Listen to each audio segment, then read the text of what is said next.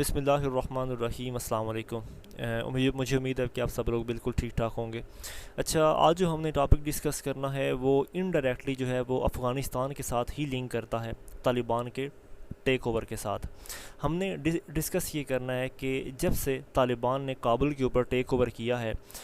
उस वक़्त से लेकर बाद तक या आने वाले फ्यूचर के अंदर क्या पाकिस्तान और अमेरिका के जो रिलेशंस हैं वो रीडिफ़ाइन तो नहीं होंगे, या इन दोनों ममालिक के दरमियान जो रिलेशंस हैं वो कहीं डिटीरियोरेट तो नहीं होंगे, कहीं ख़राब तो नहीं होंगे। अगर आप इसकी हिस्ट्री भी देखें तो इन दोनों ममालिक के रिलेशंस काफ़ी ज़्यादा उतार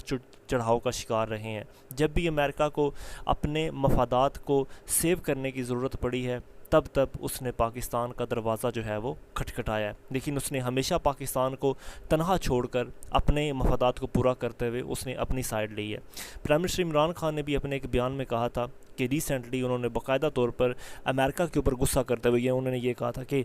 पाकिस्तान अमेरिका के लिए सिर्फ उस वक़्त फ़ायदेमंद होता है जब वो अपने किसी भी किस्म की गलती को या अपनी किसी भी किस्म की डिटीरियोरेट सिचुएशन को उसने फ़िक्स करना होता है, तो उस वक़्त उसको पाकिस्तान की ज़रूरत पड़ती है, वरना एल्सवेयर उसको पाकिस्तान के साथ कोई कंसर्न जो है वो नहीं है।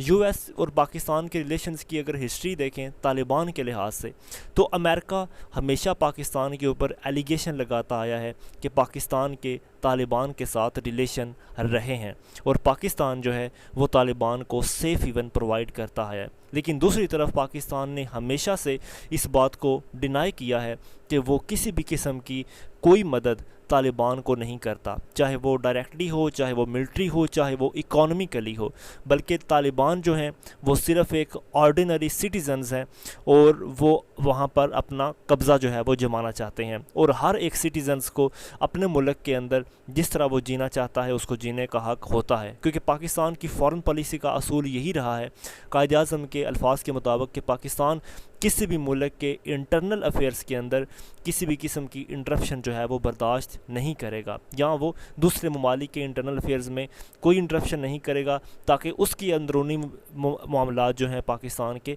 उनके अंदर भी कोई और ममालिक जो हैं वो इंटरप्शन पैदा ना करें। रिसेंटली जब ट्रंप की एडमिनिस्ट्रेशन थी, डोनाल्ड ट्रंप की, तो उसने भी पाकिस्तान को काफ़ी ज़्यादा इसका एक्यूज़ ठहराया। उसने कहा कि पाकिस्तान जो है वो लाइंग करता है, यानी कि पाकिस्तान झूठ बोलता है, पाकिस्तान चीटिंग कर रहा है इस हवाले से कि वो तालिबान को सपोर्ट नहीं करता, और उसने बार बार ये इल्ज़ाम लगाया पाकिस्तान के ऊपर कि पाकिस्तान तालिबान को और दूसरे एक्सट्रीमिस्ट ग्रुप्स को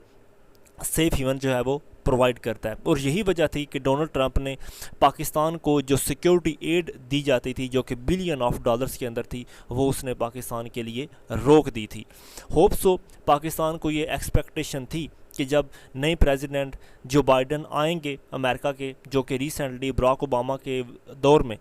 वो वाइस प्रेसिडेंट रहे थे 2009 से 2016 तक, 2008 से 2016 तक, तो उस वक़्त पाकिस्तान और अमेरिका के रिलेशन काफ़ी ज़्यादा अच्छे थे। तो पाकिस्तान को यही उम्मीद थी कि डोनाल्ड ट्रंप के बाद बाइडन के साथ पाकिस्तान के जो मतलब मामलात हैं वो ठीक होंगे। लेकिन इसके बावजूद भी इतने महीने आने को हैं कि तब से लेकर नवंबर 2020 से लेकर आज अगस्त तक पाकिस्तान के प्राइम मिनिस्टर और अमेरिका के प्रेसिडेंट जो बाइडन के दरमियान ऑफिशियली तौर पर ना तो कोई कांटेक्ट हुआ है, ना कोई मीटिंग हुई है, ना कोई कॉल हुई है। और ये चीज़ शो करती है कि अमेरिका जो है वो पाकिस्तान को किस हद तक डिनाई करता जा रहा है, चाहे वो स्ट्रेटेजिकली हो, चाहे वो रीजनली तौर पर किसी भी किस्म के रिलेशन हो। अमेरिका अब पाकिस्तान को पीछे छोड़ता हुआ आगे जा रहा है। डिप्लोमेटिक लेवल के ऊपर देखें तो पाकिस्तान के जो नेशनल सिक्योरिटी एडवाइज़र जिनका नाम है मोईद यूसुफ, उन्होंने भी रिसेंटली अपनी स्टेटमेंट के अंदर कहा है कि हम अमेरिका की तरफ से आने वाले सिग्नल्स को अंडरस्टैंड नहीं कर पा रहे, क्योंकि अमेरिका जो है वो अपने आप को बचाना भी चाहता है और पाकिस्तान के ऊपर एलिगेशन भी लगाना चाहता है कि पाकिस्तान तालिबान को सेफ हेवन जो है वो प्रोवाइड करता आया है। लेकिन फिर भी यूएस स्टेट मिनिस्ट्री ने इस बात की एश्योरेंस प्रोवाइड की है कि पाकिस्तान अफ़गानिस्तान के अंदर एक बहुत ज़्यादा इम्पॉर्टेंट रोल अदा करता आया है और करता रहेगा।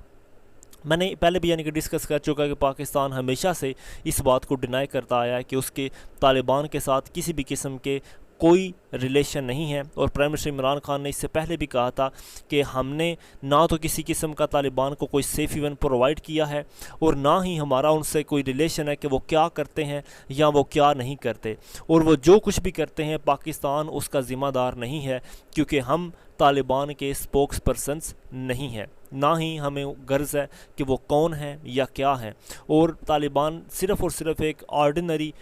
यानी कि सिटीज़न्स हैं, वो कोई मिलिट्री ग्रुप वगैरह जो है वो नहीं है। अब बात करते हैं रीजनल लेवल के ऊपर चाइना और इंडिया की। अगर जियोपॉलिटिकल रिलेशन देखे जाएं पूरे इस रीजन के अंदर, साउथ एशिया रीजन के अंदर अगर देखे जाएं, तो यहाँ पर दो ममालिक, ख़ासकर इंडिया और चाइना, ये दोनों ममालिक आबादी के लिहाज से भी और रकबे के लिहाज से भी काफ़ी इम्पॉर्टेंस के हामिल जो हैं वो रहे हैं। चाइना जो है उसको दुश्मन कंसिडर अब किया जाता है अमेरिका के लिए, जबकि इंडिया जो है उसको एक दोस्त के तौर पर कंसिडर किया जाता है अमेरिका के लिए। और हिस्टोरिकली भी अगर देखा जाए तो पाकिस्तान के रिलेशन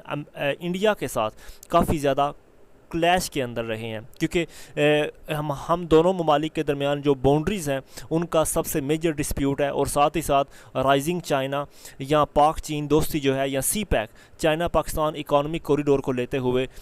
पाकिस्तान और चाइना के जो रिलेशन है वो जैसे जैसे इम्प्रूव हो रहे हैं, वैसे वैसे पाकिस्तान के रिलेशन इंडिया और अमेरिका दोनों के साथ जो हैं वो दूर हटते जा रहे हैं। इमरान खान ने रिसेंटली अपनी एक रिपोर्ट के अंदर कहा था कि उन्हें लगता है कि अमेरिका अब इंडिया की तरफ जा रहा है और वो इंडिया को ही अपना अब स्ट्रेटजिक पार्टनर जो है वो एक्सेप्ट करेगा। और यही वजह है कि वो पाकिस्तान को एक अलग तरीके से अब पाकिस्तान को वो ट्रीट कर रहा है। यानी कि ये चीज़ शो करती है कि अमेरिका जो है वो पाकिस्तान को अब पीछे छोड़ रहा है।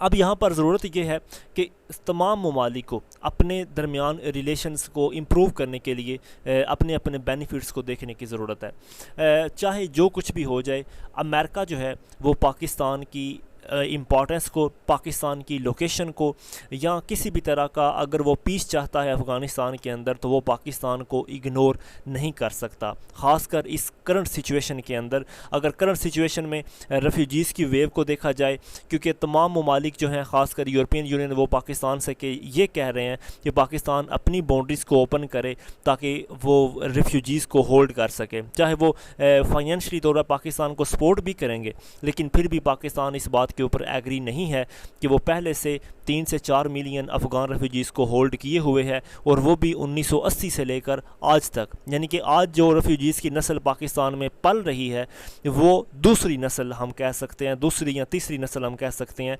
पाकिस्तान इतने अरसे से उनको संभाले हुए है, और ये चीज़ पाकिस्तान की सिक्योरिटी के लिए, पॉलिटिक्स के लिए और इकोनॉमिक्स के लिए काफ़ी ज़्यादा डिटीरियोरेट सिचुएशन प्रोवाइड करती है कि पाकिस्तान इतने ज़्यादा रेफ्यूजीज़ को होल्ड किए हुए है। दूसरी तरफ अगर देखा जाए तो अमेरिका कभी भी पाकिस्तान की इम्पोर्टेंस को इग्नोर नहीं कर सकता। अगर कुछ एक्सपर्ट्स जो हैं वो ये कहते हैं कि इस वक्त सूरत हाल ये है कि अगर अमेरिका ने अफ़गानिस्तान को ऐसे ही छोड़ दिया, यानी कि लावारस छोड़ दिया, तो ये चीज़ चाइना के लिए एक बहुत फ़ायदेमंद हो सकती है। ये ऐसे ही है कि जैसे आप पूरे के पूरे अफ़गानिस्तान को बड़ा खूबसूरत तरीके से सजा के चाइना की झोली में डाल दें, और चाइना अपना भरपूर यहाँ से फ़ायदा उठाएगा, चाहे वो अपनी पूरे रीजन के अंदर, पूरे साउथ एशिया के अंदर उसकी इम्पॉर्टेंस हो, या यहाँ पर जो मिनरल रिसोर्सेज हैं यहाँ पे अफ़गानिस्तान के अंदर, क्योंकि अफ़गानिस्तान को लिथियम ऑफ सऊदी अरेबिया कहा जाता है। यानी कि यहाँ पर इतने ज़्यादा रिसोर्सेज हैं लिथियम के। लिथियम अब चूँकि हमें पता है कि आने वाली जो वक्त है वो ग्रीन यानी कि रिसोर्सेज होगा, यानी कि वो कार्बन फ्री दौर आने वाला है। और लिथियम जो है वो ग्रेटली तौर पर मोबाइल फ़ोन्स को बनाने के अंदर, स्मार्टफोन्स के मैन्युफैक्चरिंग में इस्तेमाल होता है। इसके अलावा जो इलेक्ट्रिक कार्स होती हैं उनमें लिथियम का बहुत ज़्यादा इस्तेमाल है। और लिथियम अफ़गानिस्तान में ऐसे ही पाया जाता है कि जैसे सऊदी अरेबिया के अंदर ऑयल वाफर मकदार के अंदर पाया जाता है। और चाइना इस चीज़ से भरपूर फ़ायदा उठाएगा अपने रिलेशन तालिबान से इम्प्रूव करके। अब हम कंक्लूजन की तरफ आते हैं। कंक्लूजन को अगर देखा जाए तो ये बात यहाँ पर एक मद्देनज़र रखने की ज़रूरत है कि चाहे हालात जैसे भी हो जाएं, अमेरिका कभी भी पाकिस्तान को अकेला नहीं छोड़ेगा अगर उसको अफ़गानिस्तान के अंदर अमन रिक्वायर है। तो एक्सपर्ट्स यही कहते हैं कि बेशक शॉर्ट टर्म के लिए या मतलब थोड़े से वक्त के लिए इन दोनों ममालिक के रिलेशन ख़राब तो हो सकते हैं, लेकिन अगर लॉन्ग टर्म सस्टेनेबल डेवलपमेंट या सस्टेनेबल रिलेशन बिटवीन पाकिस्तान और अफ़गानिस्तान या बिटवीन अफ़गानिस्तान या यूएस अगर चाहिए हो, तो इन दोनों ममालिक के दरमियान रिलेशन का इम्प्रूव होना बहुत ज़्यादा ज़रूरी है। क्योंकि अगर कल कला अमेरिका को अफ़गानिस्तान के अंदर किसी भी किस्म की कोई इन्वेजन या वहाँ पर अपने मिलिट्री दोबारा भेजने की ज़रूरत पड़ी तो उसको फिर भी पाकिस्तान से रब्ता करना पड़ेगा। और अगर कल को वो चाइना को काउंटर करना चाहता है और सी पैक के लिए वो कोई दूसरा पाकिस्तान को मुतबादल रास्ता देना चाहता है तो फिर भी उसको पाकिस्तान का दरवाज़ा खटखटाना ही पड़ेगा। तो एक्सपर्ट्स यही कहते हैं कि इस यानी कि एक वाक़े से यानी कि काबुल के फ़ाल होने से या तालिबान का टेक ओवर करने से इन दोनों ममालिक के रिलेशंस के ऊपर कोई ज़्यादा फ़र्क नहीं पड़ने वाला, बल्कि इन दोनों ममालिक ने आपस में थोड़े से अरसे के बाद ट्रैक के ऊपर वापस आ जाएंगे। लिहाजा कोई घबराने की ज़रूरत नहीं है। आज के लिए इतना इंशाल्लाह, बाकी हम नेक्स्ट वीडियो में देखेंगे। अस्सलाम वालेकुम।